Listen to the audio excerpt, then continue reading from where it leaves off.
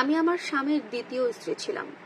বিয়ের প্রথম প্রথম আমার স্বামী আমাকে অনেক ভালোবাসতো, আমাকে অনেক যত্ন করত, অনেক টেক কেয়ার করতো, এক কথা অনেক আদরে রাখতো আমাকে।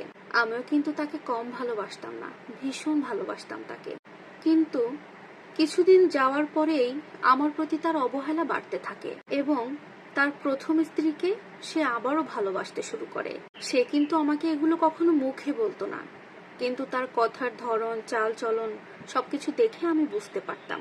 কিন্তু এরপরে যখন আমি বুঝতে পারলাম সে আমার থেকে তার প্রথম স্ত্রীকে বেশি ভালোবাসে, তখন থেকে আমি নিজেকে আস্তে আস্তে গুটিয়ে নিলাম।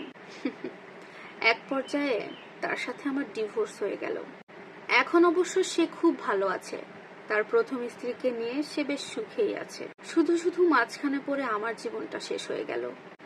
এক বুক কষ্ট ভরা লেখা একটা ডিভোর্সি আপুর কথাগুলো আপনাদেরকে শোনালাম। আসলে কি বলুন তো, আমরা এই যে মেয়ে জাত, নারী যে জাত আছে না, এই নারী জাতটা না সবাইকে খুব সহজে বিশ্বাস করে ফেলে। মেয়েরা এতটাই সহজ সরল যে অপর পাশের মানুষটার ভেতরে ছল চাতুরি থাকলে কিছুই বুঝতে পারে না, খুব সহজে বিশ্বাস করে ফেলে।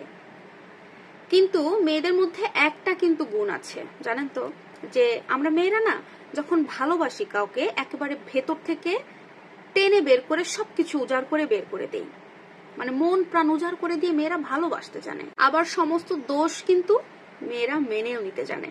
কারণ আপনি যে ক্ষেত্রেই যান না কেন, যেখানেই দেখেন না কেন, যে কোনো কিছুর দোষ মেয়েদের উপরে চাপিয়ে দেওয়া হয়, আর মেয়েরা নির্বাক হয়ে কোনো কথা না বলে সমস্ত দোষ নিজের ঘাড়ের উপরে নিয়ে চুপচাপ সহ্য করে নেয়। তবে আমি আমার প্রত্যেকটা বোনকে একটা কথা বলবো যে তুমি নারী জাতি ঠিক আছে বিশ্বাস করো, সেটাও ঠিক আছে, পুরুষ জাতিকে বিশ্বাস করো, তবে চোখ দুইটা খোলা রেখে বিশ্বাস করো।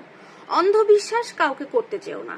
এই যে মেয়েরা নিজেকে উজাড় করে দিয়ে যে ভালোবাসার বিষয়টা, এটা বন্ধ করতে হবে। উজাড় করে দিয়ে ভালোবাসতে যেও না, নিজেকে একেবারে বিলিয়ে দিও না। আরো একটা রিকোয়েস্ট থাকবে আমার বোনদের কাছে, যে জেনে বুঝে, দয়া করে জেনে বুঝে কোনো মেয়ের সংসার ভাঙতে চেও না। বুঝলাম তুমি রিলেশনে চলে গেছো, খুব ভালোবেসে ফেলেছো, তাকে ছাড়া জীবন কাটানো অসম্ভব, সবই বুঝলাম। কিন্তু তোমার আগেও তো ওই ছেলেটার সাথে আরো একটা জীবন জড়িয়ে গেছে। এটা যদি তুমি জানতে পারো, তুমি যত বড় রিলেশনে যাও না কেন, ফিরে এসো সেখান থেকে। কারণ এমন পরিবেশে ঢুকলে তুমি তোমার জীবনটা তো নষ্ট করেই ফেলবা, পাশাপাশি যে মেয়েটা আগে থেকে আছে সংসারে সেই মেয়েটার জীবনটাও শেষ হয়ে যাবে।